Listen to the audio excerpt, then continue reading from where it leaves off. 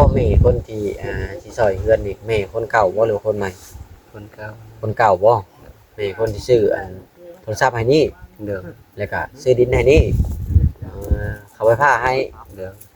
เฮ็ดห้องน้ำให้แม่คนเดียวกันเบิด เด้อ แม่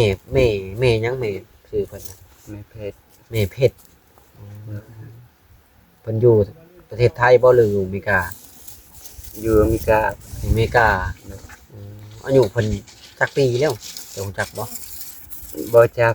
บ่จักเคยเห็นแล้วแม่หน้าแม่เพิ่นน่ะ เคยเห็นแล้ว หลังจากที่ได้โทรศัพท์ส่วนตัวนี่มันเคยโทรมาหาบ่ เด้อ โทรมาหาเจ้าส่วนตัวเลย เด้อมื้อเช้านี้ก็เพิ่นโทรมา แต่ก็ว่ากันได้ เด้อเปิดกล้องนี่เลย เพิ่นเบิ่งบ่ตอนเพิ่นย้ายเรือนนี่ เบิ่ง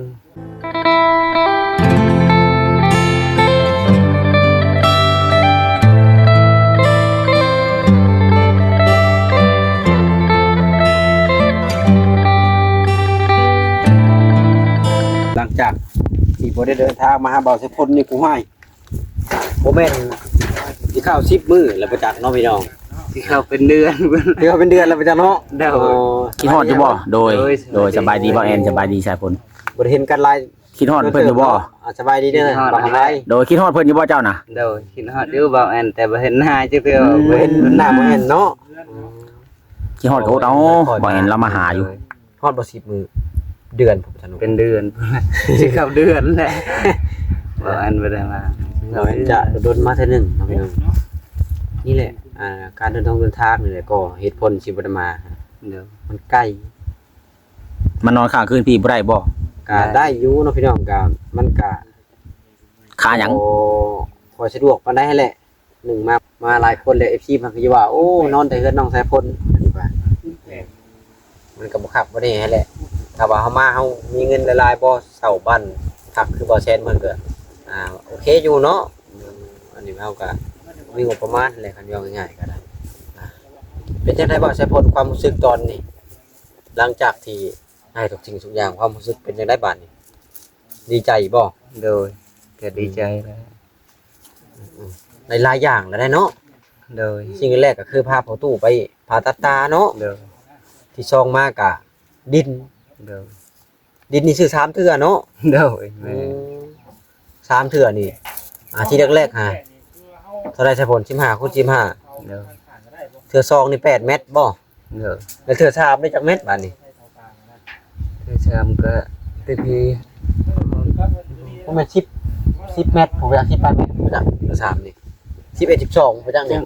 สิฮอด น่าสิฮอดอยู่ได้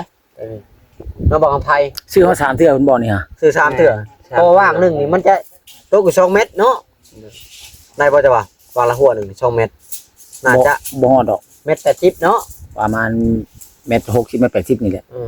18เมตรเนาะน่าสิได้ ได้อยู่18เม็ดค่านี่ดาวะ แม่นค่ะเฮือนนี่ เทื่อ 18เม ที่ ตรเนาะ 3ซื้อ3เทื่อ ที่3นะพี่น้องซื้อ3เทื่อค่ะเห็นทางเพิ่นว่าตกอยู่40เมตร40คูณ15ตัวที่2เนาะพี่น้องตัวที่3นี่ก็น้ำสร้างน้ำบาดาลก็จนมุงแล้วเรียบร้อยตัวที่4ก็คือห้องน้ำนี่ก็ใส่แล้วเรียบร้อยเนาะ เด้อ เป็นจังได๋ได้ใส่ห้องน้ำครั้งแรกบ่หรือว่าเคยใส่มาก่อนแล้ว บ่เคย บ่เคยบ่ เด้อ ตื่นเต้นอยู่บ่ ข ใส่ห้ นา อ ด งน้ำ ที่เข้าถ่ายก็ยังละอาย อยากอายบ่ ถ่ายบ่ออกบางครั้งก็เข้าบ่เล่า อืมบ่คัก บ่เคยถ่ายในห้องน้ำ มันแบบจักเป็นจัง เพ ได ราะว่า เนาะ ยังบ่ลึงนะไว้ เออ ยังบ่ชินกับห้องน้ำปานนะ ก็เลยยังบ่ชินเนาะ แม่ อ่า เดี๋ยวนี้ก็ถ่ายอยู่สบาย สบายแล้วบัดนี้เนาะเพื่อนอีกก็ทั่วสิได้2หลังบาทนี่ เดี๋ยว อ๋อโชคบ่สะพลกับประตูโจยได้ปีนี้อะ เดี๋ยว โชคใหญ่เนาะโชค2ชั้น3ชั้น 8เทื่อได้โชคใหญ่เนาะ เดี๋ยวดีใจนำ FC ทุกๆคนนั่นแหละ บ่แม่นก็ดีใจนํคือกัน เดี๋ยวบ่แอนจะไล่อันโชครถทับเบาใส่ฝนปีนี้นะพี่น้อง1มาเผาประตูผ่าตัด2มาซื้อดิน3มาน้ำบาดาล4มานี่ห้องน้ำ5มานี่เฮือน6มาอีกก็เฮือน 7มาบัดนี้ 7มาไผผ้า 8บัดนี้ 8มาซื้อดิน3เถื่อ 9บัดนี้ ตะนาง ตะนางอ้อม ตะนางอีก ตะนางอ้อมหัวบัดนี้ หัวอีก ยังสิ่งหนึ่งที่ยังขาด จนฮอด 10ต้นไม้เอ้า10อย่างแล้วได้สมมุติ10อย่างไว้เฮ็ดละ10อย่างต้นไม้นี่ 11สิเป็นชวนอีก 11โทรศัพท์นั่นเด้ แม่น11โทรศัพท์ โทรศัพท์ราคาเท่าไหร่ไปซื้อมาให้นะ 12กับสารก็มีเพิ่น อันเด้ ทาง FC ทุกๆคนนั่นแหละ อ๋อ11 12อย่างก็ได้พี่น้องเลยที่บ่าวใช้พ้นได้ปีนี้บ่เป็นของน้อยๆ คือว่าปีนี้เป็นปีมหาเฮงเนาะ ปีมหาเฮงปีเฮงขนาดปี2025ตกมาปี2025ได้บ่าวใช้พ้น เปลี่ยนแปลงเป็นไปเบิดทุกอย่างมัน นี่ได้เบิดได้จนโอ้ถือว่าหลายนะถ้าที่ว่าเห็นเบิ่งนี่หลาย หล่นมาใส่เซลจนรับบ่ทันเนาะ แม่น โชคก็ดี ส่งมาทางซ้ายย้ายมาทางขวา ทางหน้าทางหลังไม่ ย้ายมาทางหลังบัดนี้เลื่อนหน้ามาทางหน้าย้ายมาทางหลังนั่นนะพี่น้องเนาะ ดึงไปดึงมาอยู่ว่า เอออันนี้ฮะย้ายมานี่น้องพี่น้องแต่ก่อนมันอยู่ทางหน้าแล้วย้ายมาทางหลังเพราะว่าให้เดินมันใหญ่อันนี้น้องพี่น้องเว้าFC จังบ่ซีเรียสแน่น้องพี่น้องเนาะ เด้อ เพราะว่าหน้าตาคึมคำบ่จบคือโพดโพเนาะเป็นจังได๋ใช้เป็นแล้วบ่โทรศัพท์นะ เด้อ เป็นเพื่อนกับไผแน่แล้วโทรศัพท์นะบ่าวพรเป็นแล้วบ่ บ่พร บ่าวล่า บ่ลาบ่มี บ่มี แต่บ่แซน คนบ่สำคัญบ่าวล่ะเนาะคนบ่หล่อแม่นบ่ แม่นคนบ่รอแล้วบ่สำคัญเนาะ บ่ได้เพจลาวนะ ก็เพิ่นบ่สำคัญเพิ่นให้ได้เนาะ บ่เคยเลย ได้ สัญญาณดีอยู่บ่หรือออนแอนบ่ปานใด บ่เคยได้นะอยู่บ้าน ยามมื้อคืนลิ้นได้ไผซะ เพราะว่าเฮือนใกล้นี่รถสัญญาณแห่งนี่บ่มานอน บนโนโฮนนี้ เด้อ พอลิ้นได้ว่าซั่นซะ บ่บ่แสนมานั่งอยู่นี่ประจำนี่ เด้อ กูจักแล้วบัดนี้เนาะหมอง พอ นี่ ลิ้นได้ ก็ลิ้นได้ทุกคน พอบ่ได้ค่าหมุนบ่ได้หมุนติ้วๆเนาะถ้าว่าหมองอื่นนี่ปิ่นหัวควังอยู่หั่นพี่น้องเอ้ย บ่มีสัญญาณ มุนจิ้วๆเลยเนาะแล้วฮู้จักแล้วพ่อแม่คนที่ที่ซอยเฮือนนี่แม่คนเก่าบ่หรือคนใหม่ คนเก่า คนเก่าบ่แม่คนที่ซื้อโทรศัพท์ให้นี่ เด้อ แล้วก็ซื้อดินให้นี่เขาไว้ผ้าให้ เด้อ เฮ็ดห้องน้ำให้แม่คนเดียวกันเบิด เด้อ แม่ยังแม่ชื่อเพิ่นน่ะ ไม่เพจ แม่เพชรเพิ่นอยู่ประเทศไทยบ่หรืออยู่อเมริกา อยู่อเมริกา อเมริกาอายุเพิ่นจักปีแล้วเดี๋ยวรู้จักบ่ บ่จัก บ่จักเคยเห็นแล้วแม่หน้าแม่เพิ่นน่ะ เคยเห็นแล้ว หลังจากที่ได้โทรศัพท์ส่วนตัวนี่มันเคยโทรมาหาบ่ เด้อ โทรมาหาจากส่วนตัวเลย เด้อมื้อเช้านี่ก็เพิ่นโทรมา แต่ก็กันได้ เด้อเปิดกล้องนี่เลย เพิ่นเบิ่งบ่ตอนเพิ่นย้ายเฮือนนี่ เบิ่ง ทางเจ้าก็บ่คิดมาก่อนเนาะว่าสิได้คือตะนางนี่ไปซื้ออยู่ไสนี่น่ะ อยู่ตลาดพลานพุทธตลาดใหม่ ไกลบ่จากนี้ไป ไกลเติบแล้วเลยไปสถานีพลานเด้ สถานีหมองทางเข้ามาพุ่นเนาะ อ่า สถานีวิทยุอ่อนบ่ แม่ จากทางยาง14กิโลจากทางขับมาบ้านนี่8 ตลาดธรรมิชัยนี่แหละ ตลาดใหม่เขาก็เลยว่าตลาดพลานคือกัน ตลาดในทางออกนี้ เด้อธรรมิชัยเด้ ทางแหว่นี่แหละว่า บ่พุ่นได้ผู้ภาคหลักสถานีพุ่นได้ ทางราชการใหญ่ๆพุ่น โดย อ๋อกระตกอยู่ประมาณ14 18นะพี่น้อง จักลักจากทางดำมาหาหมองอยู่เดี๋ยวนี้ 8บ่พรว่า ฮอดบ่ไปคือว่าบ่ไกลปานใด เราว่า8แล้ว เล่นรถมาที่นี่บ่พอ10นาทียัง หันพอดีเป็น2กิโลนะพี่น้อง2กิโล ไกลอะดิเนาะข่อยว่าใกล้ๆนึงได้ ไปจักคนมาซื้อน่ะ ถ้าไปซื้อนะ บ่าวพรบ่าวลาเพิ่นมาบ่ทันเด้บ่าวพรแล้วก็พาคนแถวบ้านนี่แหละไปพวกชาวบ้านนี่แหละไปเป็นหมู่นะ มันไปซอยเนาะ โดยทั้งหมด2-3 คนนี่แหละ เอาลงซอยกันเนาะ เด้อ พวกคันมันเฮ็ดแล้วเพิ่นละบ่หรือว่ายัง มีแต่ เป็นจังกันน่ะบ่ล่ะแย่ไข่หมูแดงบ่ บ่ล่าเฮ็ดจังพี่น้อง แย่ไข่หมูแดงพี่น้องเอ้ เพิ่ ย นเฮ็ดนั่นน่ะคือคายสัญญาณ ต้องเฮ็ดแนวนั้นบ่ อ๋อเพิ่นใช้โทรศัพท์จะหั่น แม่น บ่ธรรมดาแท้นี่ บ่อยากลมพัด ตกมาทางนี้บ่นี่ เด็กรถ มัดไว้แม่ไหน ครับเน้นเฮ็ดมาเนื่องๆเขานายพุ่นเพิ่นหาสัญญาณโทรศัพท์พี่น้องเอาพะแยงไม่ ข่อยนึกว่าเราจะหาแหน่หมูแดง หาสัญญาณโทรศัพ อึด ท์ อะลีเนาะสัญญาณน่ะ โคตรโทรเนาะขอโทษขออภัยคือบ้านบ่เอ็นแฮงกันเลยบ้านบ่เอ็นกับโทรหากันจะบ่ได้ มีโทรศัพท์กับ ซับบ่มี สมมุติมีอยู่บ้านเจ้าเนาะย่างไปไปบอกคือเก่า ลิ้นบ่ได้อีหลีได้เซตหากันบ่ได้ออกก็เซตแต่ 10 โมงปุ๊11 โมงผมเป็นจังต๊อกออกนะ บ้านนั้นเนาะ มันก็บ่ทันกินบ่ทันบ้านทันเมืองหมู่นั่นน่ะ บ่ทันหมูคือสิลงคลิปเนี่ยก็ต้องออกไปลงอยู่หลัก35นะพี่น้องแม่นสิลงได้ง่ายๆเด้อันนี้ก็ได้ ลงอยู่ใกล้เกาะมันยังไว อยู่ในกอกบ่ไหว ด่วน นี่กอกไว้นะพี่น้อง ว่าเวลาจะ โอ้ยกินกอกยังใกล้พลานนี่ไกลๆแล้วเนาะ พลานไปแล้วมันลงอยู่พลานบ่ จากบ้านมาเอ็นมาหาพลานเด็กป้าตุ๊ แม่ ระดับ90กิโลเลยเอาตี้เนาะพี่น้อง คือราคา ว่าคันลงกันคลิปละ200,000 วิวนี่ก็โอเคอยู่ เดี๋ยว อันนี้คลิปละ1,000-2,000นี่บ่ ลงทุนไปอยู่เนาะอยู่แค่ก็ บ่แม่นง่ายๆได้พี่น้อง ไปลงคลิปก็ว่า คันที่ลงทุนมาลงคลิปปานนั้น สั มา ญ หา ญามันแห้งว่ะ บ่าวสายพลดีกว่า คุยกัน ไอ้มาหาบ่าวสายพลยังยากบ่เอ็นมาหาบ่าวสายพลแต่ละมื้อนี่ใส่น้ำมันมื้อละ120,000รถจักรได้ฮะคาบูนะพี่น้องหัวสีดเร่งไว้ก็ให้กินหลาย วิวขบูเนาะ แม่นพัดค่อยมาพันด้านฮอดมันมาหันไกลเนาะเร่งไว้พัดกินน้ำมัน ก็เลย เร่งไว้ใช่ บ่ได้มาซะบอกไปง่ายๆซะโดดมาเทื่อนึง FC ก็จนว่าให้มาอัปเดตทางบ่าวสายพลกับโฟโต้โจยแน่เพิ่นก็จนถามได้แต่ก็มาบ่ได้ คันคือรถบ่หลานบ่เปลืองเนาะโหสิเนาะ มามื้อนี้ก็ออกน้ำมันให้บ่าวกำไผนี่40,000 โอ้ดีแหละต้องมา2คนแน่ออก ไปกลับได้ข่อยนะ ได้ 40,000ไปกลับรถบ่แอนไปกลับ120,000เบิ่งแน่ ผมค่อยนี่ไปกลับอยู่เทศเช้า ว่าส่วนเราต้องเปลี่ยนวิวใหม่บ่หรือว่าเปลี่ยนหัวสีระบบเผาใหม่ไหม ข้อยก็ยังได้อยู่รุ่นหัวสีนี่ก็มันยากน้ำตรงงอนี่แหละเดี๋ยวนี้ ซื้อเอาบ่แอนเลยเขาจะได้นะบ่ได้ยาก ตรงงอน้ำมัน มันซื้อน้ำมัน เงินซื้อน้ำมันนะพี่น้องเงิน หา ซื้อ บ่ทันแล้ว ยอมแล้วนั่นก็น้องพี่น้อง จนห่อข้าวมาแต่เฮือนให้พี่น้องเอ้ยจักซำใด เด้เต่ามีกระตาเด้ ติวข้าวตอนน้ำห่อมาแต่เฮือนผู้ ห้ามก็มาแต่เฮือนประหยัดงบประมาณเดี๋ยวนี้บ่ไหว บ่มีงบเนาะ บ่มีงบสู่ซนไปนะพี่น้อง สามให้ได้เห็นหน้าบ่ สู่ก็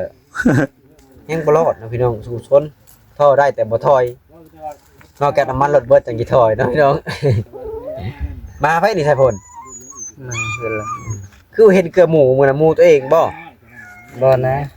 หมูคนอื่น หมู่ผู้ชาวบ้าน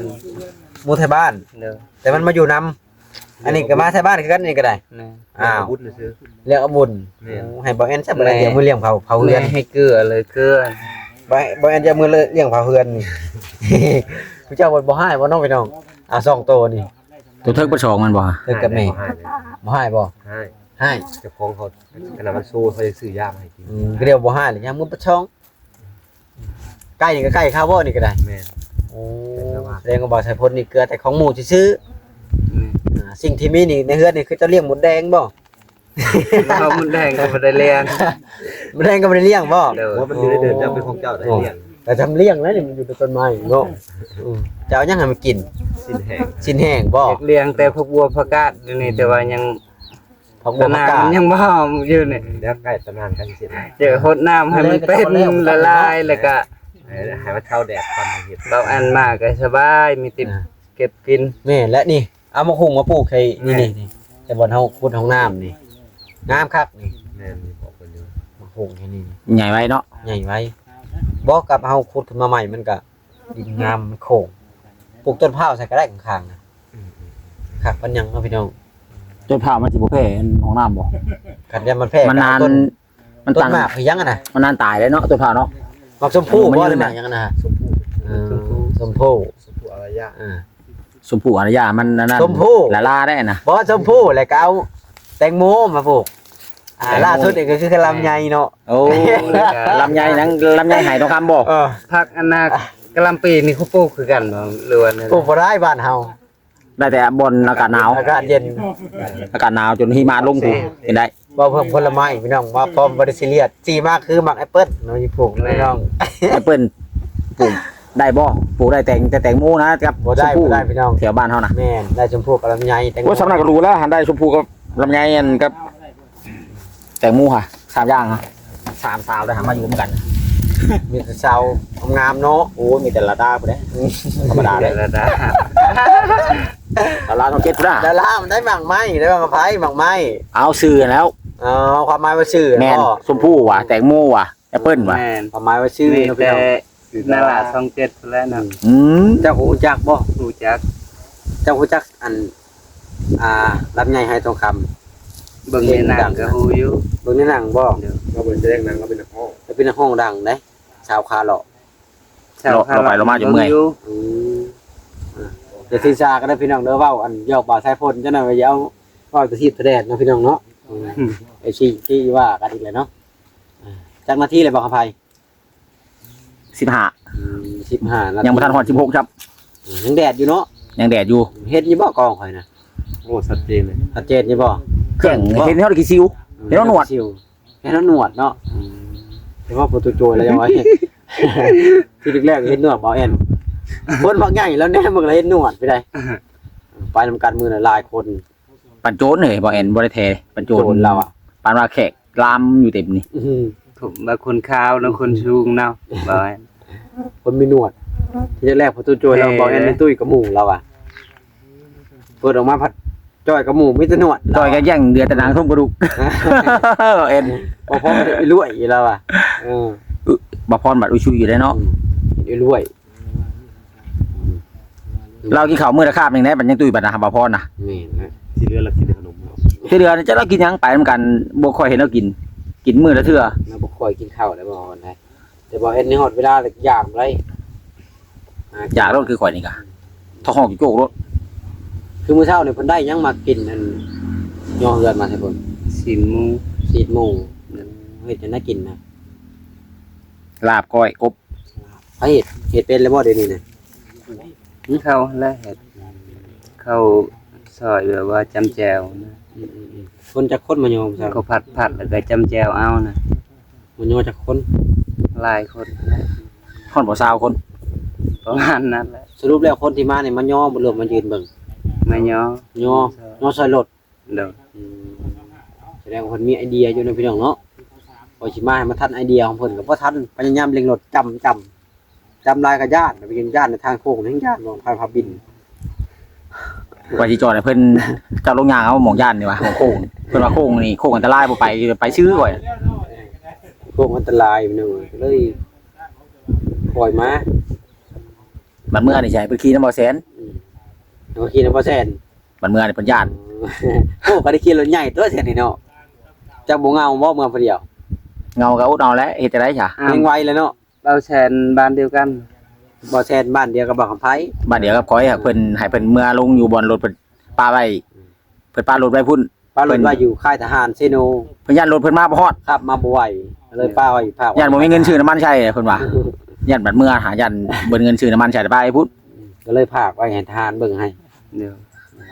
พามือหันไปลงเอาอยู่หั่นเนาะพี่น้องเมื่ออภัยก็ได้ดอก ตอนนี้ถ้าว่าอภัยเมื่อผู้เดียวนี่อาจจะแห้งไวกว่าเมื่อกับข่อย โอ้ ฮอดไว้เด้ ให้ก็ มันเบาเนาะมันเบาอย่าง สบายใจอยู่ว่ะ เชื่ออยู่บ่ของไฟหรือท่าเพิ่นบ่เสียเวลาเด้ แม่น คันท่าบ่จ้อยนี่โอ้ยบ่อันยังยอมแล้วนัดกัน7:00 น 10:00 นเพิ่นจะมาฮอด มาจ่อยช้า บ่จ้อยนะอ่าคันท่าเพิ่นนี่นอนเลยบ่ต้องเตรียม บ่มาเลยนะมื้อนี้นะคาถาเพิ่นนั่นบ่มาเลย แต่ก่อนมากับเจ้านั่นนั่งรถไฟมาจ้ะ นั่งรถข่อย รถเราบ่ได้มาบ่ บ่เพิ่นก็มาพากอยู่ค่ายทหารคือกันเพิ่นก็ได้ เราก็ย่านรถเราตายเนาะ แล้วก็ยันรถละตาย เพราะว่าเดินทางไกลเนาะ รถเรามาบ่ฮอดดอกข่อยว่าได้ บ่ก็สิพากบ่อาศัยออกน้ำมันซอยกันข่อย50เพิ่น50ออกซอยกันบัด ออ นี้ กช่วยกัน คันว่าอย่ามาพุ่นละคันผัด ไปกลับ200,000บาทนี่ มันถึง 2,000 200,000 2,000นะเฮ้ยออกพุ่นละ50มันก็ถึง อันนี้ไปกลับ100,000 แม่น ถือว่าประหยัดลงอีกครึ่งหนึง ประหยัดลงครึ่งหนึง บัดหน้าได้อีกเที่ยวหนึงเนาะ แม่ก็เลยประหยัด พวกพี่น้องเอ้ยแย่หางหมูแดงบ่าวละ มีโทรศัพท์มาพี่น้อง คือขายสัญ เครือ ญาณ ข่ายหาสัญญาณอยู่พุ่น ว่า ยากก็ดีเนาะ สัญญา เพื่อสิได้ลงคลิปนะ ปลายต้นกระเดา ป่าต้นกระเดาบ่แม่นมันต่ำเด้นี่ฮะปีนต้นกระเดา ตัวแรงตัวแรงก็น้องพี่น้องก็จะพากันเฮ็ดตะนองตะนางนี่เนาะให้มันเย็นก่อน FC เพิ่นก็แฮงว่าโอ้บ่ใส่พลนิดเฮ็ดงานลายพร้อมหมดแล้วจักไผพร้อมเนาะพี่น้องบ่ใส่พลก็บ่เห็นจักผู้ใดเลยเนาะสู้ซีกันบ่จัก น้ำหนักเจ้าเท่าไหร่ใส่พล จักบ่ฮู้บ่ได้ติด เจ้าว่าไผยีหนักกว่ากันบ่กับไผ บ่ไผเจ้า เจ้าแหละเจ้าแหละหนักกว่า ข้อยีได้ความสูง เจ้าสูงกว่าแต่ว่าเรื่องหุ้นนี่ กระโตมันแน่นนะ เรื่องหุ้นนี่บ่ตุ้ยบ่จอยสิประมาณเดียวกันหากแต่ว่าเจ้าสูงกว่า คุณสู้ซีกันเนาะ เจ้าสูงกว่าเจ้าหนักกว่าบ่ได้กะ บ่ใส่พลนี่48เอ้า เจ้านั้น50เอ้า 51 51ลื่น3กิโลเลย ประมาณนี้นะพี่น้อง ถือว่าเจ้าตุ้ยกว่าเนาะนี่แหละเจ้าตุ้ยกว่าอยู่แล้วสูงกว่าอยู่แล้วนะ ฮอดนาทีสิบ่หยุดได้นี่ 20เลย 20 แม่น 20เช้านะพี่น้องเนาะโอเคสำหรับคลิปนี้ก็บ่มีหยังหลายนะจังได๋ก็ดีใจนำบ่าวใส่พลเพิ่นหลายๆนะพี่น้องเนาะจังได๋ก็ขอบคุณทางแม่เพิ่นหลายๆนะพี่น้องที่ช่วยบ่าวใส่พลเนาะทางบ่เห็นก็ดีใจนำหลายๆถึงบ่าวใส่พลได้ก็ดีใจนำพี่น้องเนาะได้ทุกสิ่งทุกอย่างก็ย้อนโอแม่เพิ่นอะไรนะพี่น้องเนาะจังได๋ก็ขอบคุณพ่อแม่พี่น้อง FC หลายๆที่เข้ามากดไลค์กดแชร์กดติดตามเพื่อเป็นกำลังใจให้บ่าวบ่าวคำไพหรือว่าทุกๆคนที่เข้ามา